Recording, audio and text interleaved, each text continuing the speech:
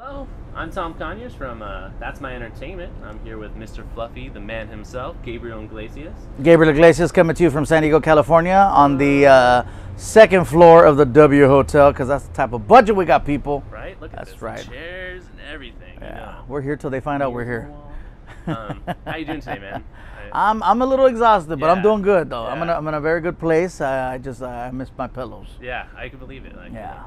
I heard some of the schedule we had today. I was like, Yeah, man. I've been in 10 states, non-stop. 10 states in the last 2 weeks. Right? Just So, turning around. turning everywhere. around. I mean, I give a lot of credit to actors. You know, it's not easy. Mhm. You know, the acting's one thing, but then when you want to go out and promote your film, that's work. It's the work. It's work. I have a whole different respect for actors now. I take back a lot of the negative things I've said over the past. So I was curious, like, how did you get your start in comedy? Like, did you just wake up one day and you're like, I'm gonna be a comic? Or That's exactly what it Yeah. was. I just said, you know what, I want to be a comic one day, and I don't know how, but I'm gonna make it happen. It's awesome. Did you ever meet any like struggles or like obstacles in the way? Like, A ton of struggles. You know, I mean, first of all, in the beginning, just finding somewhere to perform. Mhm. You know, I had to perform in hole in the walls, bars, nightclubs, everything but a comedy club. There was times where I was performing in empty swimming pools for backyard barbecues and parties. Awesome. Anywhere you could find somewhere where people would listen is where I would go. yeah, just trying to get your start. Your Just material trying to out get my there. start. Yeah, Awesome. comedy clubs wouldn't have me. Mhm. My first comedy club, I had to go all the way to Texas, Really? El Paso, Drive out Texas. there.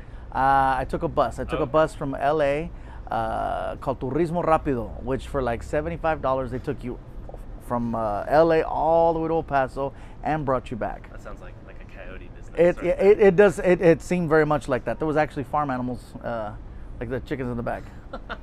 It was like, okay, but yeah, first comedy club I got to play was in El Paso, Texas, and that's where I had to go to get my first comedy club gig. But yeah, no, I mean, you got a dream, you go for it, right? You got a dream, you got to go for it. And of course, if there's no obstacles, then what's the point? Yeah. You know, you got to have struggles. You got to have something to strive for. If it's just handed to you, you're not going to appreciate it. You're not going to enjoy it. Yeah. What would you say like your biggest influences are in your comedy, like growing up or even now, as like? When I was growing up, obviously it was Eddie Murphy and Robin Williams, Billy Crystal, guys like that. Now, I think my biggest influences are probably my family, my kid, my dogs. I talk a lot about my dogs on my show now, and just my friends in general. Every time I go on the road, there's always stories, there's always stuff going on, and basically I just stay quiet and watch what happens, and then go up on stage and talk about it. Yeah. And you find that to be like the best material? Absolutely, Yeah. because people can relate to hanging out with friends. People Yeah. can relate to relationships with your kid or with your girlfriend or vice versa. People can relate to being a fish out of water, being somewhere new for the first time. So I make it a point to talk about things that everybody can connect with in one way, shape, or form. I avoid certain topics. I don't talk about politics. I don't talk about anything that's topical in the news because it's going to go away. And the whole idea is to stay as relevant as you can for the longest, as long as you can. Yeah. I don't want people to just say, "Oh, that was funny in 2014," but it's not funny now. I'm sorry, I don't mean to spit. I've no, been you're spitting good, as you're 3D good. It's good. globs of. I'll never watch this arm again. I'll rub it in. Yes. So, so I avoid politics, I avoid religion, and I avoid sports. It's just like the moms thing, you never talk about religion or politics at public parties because you never know who you're You never know who you're going to offend, yeah. And I'd rather not offend. I'd rather keep it safe and keep it fluffy, if you will. And some people say, "Oh, well, your show's not edgy, your show's not this, your show's not that." Yeah, it's also not offensive. Yeah. So, In your shows, you always have like a segment where you talk about your mom, or bring her up and stuff. Was she a big influence or a big supporter of you becoming a comic? She was a big supporter after she realized that I could make a living at it. In the beginning, she was not happy that I quit a very secure job where basically, I was making a lot of money at the time. I was 21 years old. I was pulling about $5,000 a month selling cell phones because I did really well with commission. And I had benefits, I had dental. She was upset. She goes, "No," she goes, "You're messing up." She goes, "You got a great gig right here. You're getting rid of all your benefits. You got a car that you're paying for. You got a nice place." And I gave it up to chase the dream. Yeah. Your mom and my mom sound like they should be friends. Like that's the same thing. Like you want to do what? You're gonna quit to become a filmmaker? You're not gonna make any money. Like it's the same thing. You never know, man. And statistically speaking, with numbers, obviously they're in the right. Yeah. You're going up against Vegas. Yeah. But eventually somebody will beat Vegas. Yeah.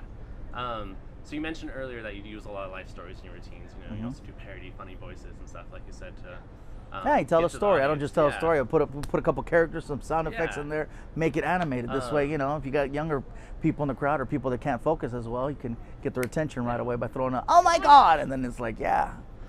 What do you decide though? How do you pick what's gonna be funny and what makes the cut? The audience decides what's funny. You know, it's like I'll go out on stage and I'll just start telling random stories, and if something sticks, I mean, the crowd will laugh and enjoy it. And if they don't laugh, then I'll make fun of the fact that that didn't get a laugh, and that'll get a laugh. And you know, I just go back to the drawing board and be like, okay, let's see what I'm going to try tonight. And then I'll go back up there and I'll tweak the stories around until I find the funny in it. Do you still get nervous going out and trying a new joke for the first time? No, I'll get nervous if I'm going to be on TV, especially if it's not in my normal element. Like if I'm taping a special, I know it's my audience, it's my crowd. They're there for me, and they want me to do well. But if I'm doing, like, for example, a talk show, you know, and I'm just a guest on a talk show, then it's like, okay, then I'm going into uncharted territory for myself. Yeah. And so it's like, okay, now I gotta go out there and I gotta reintroduce the crowd to me, and then now let me be funny. Okay. So we're coming out with the new comedy special, Yes. right? The Fluffy Movie. Fluffy In movie. theaters July 25th, right? Super stoked. Very stoked. I'm even more stoked to buy it on DVD and Blu-ray. So like I'm stoked to see it in theaters, but actually buying it, I'm more stoked. What I want to know is, how do you approach this special compared to your other specials? Like, what's so new about it and edgy about it? This one is very different in the fact that I get extremely personal. I mean, this one has, like, there's some dark moments in this one where people are like, wow, you really went there with that. And yeah, I mean, I needed to do something different and something outside the box. You know, this is a huge platform. It's not cable. It's not even regular TV. It's movies. And if you're going to get people to leave their house to come out and see you, you got to bring it. You got to do something that's out of the box, something that's different, something that's going to wow them. You know, so I mean, there's a mini film that plays before my concert actually starts that basically tells the story of how I became a comedian and what inspired me, and you know, just some of the things that influenced me. I thought that was important to put that out there, and then we go along for a ride, man. Yeah. You know, it's an hour and a half. Originally, it was 2 hours long, but the film company felt that was too long for a stand-up comedy concert film, so they knocked half hour off of it. That'll be back on DVD as the bonus features. They're gonna put that back in there. Deleted scenes. But yeah, man, I mean, I love the fact that I made this film PG-13 so that everybody can go watch it. That's always been a big issue at my shows, where I get parents that come out and they say, you know, our kids turned us on to you, but they can't be here because the comedy club is 21 and over, or the venue's 18 and over, or for some reason they had certain restrictions. And this one, everybody can go. Yeah. You know, and it's not Frozen, by the way. I know it's PG-13, and it's not like, you know, you're not gonna come out of there singing about snowmen. You don't bust out and let it go. No, there's no singing. There's no let it go. It's I'm let down by that. You know, but again, it's one of those where I think it's gonna do very well for the simple fact that it is a family film. I consider it to be a family film. That's what I talk about in the movie. So. Yeah, that's awesome. I'm excited to see, you know, you putting yourself up on the stage like that. It's gonna be awesome. I think those are the best performances too. When it's extremely real, and when people walk out of that theater, they're gonna want to give me a hug and cookies, because yeah, it's that kind of show. Yeah. So one last question. All right. What would you, if you can give a word of advice or wisdom to someone trying to start in stand-up now and day, like what would your advice be? First of all, know the crowd. Understand who you're performing in front of. You know, you want to be relatable. So if you're gonna go up there and tell jokes about video games or cartoons and stuff like that, make sure that the people in the audience know about that. You know, if you're going to be political, make sure you're extremely informed about what it is that you're saying, and make sure that that crowd wants to hear what you're talking about. I say work clean up front. You know, you can always cuss later, but if you work clean, you're not going to be offensive. If you go up there and you start dropping F-bombs, then some people might get turned off, might get turned off by that. And the whole goal is to get fans, not get people turned off.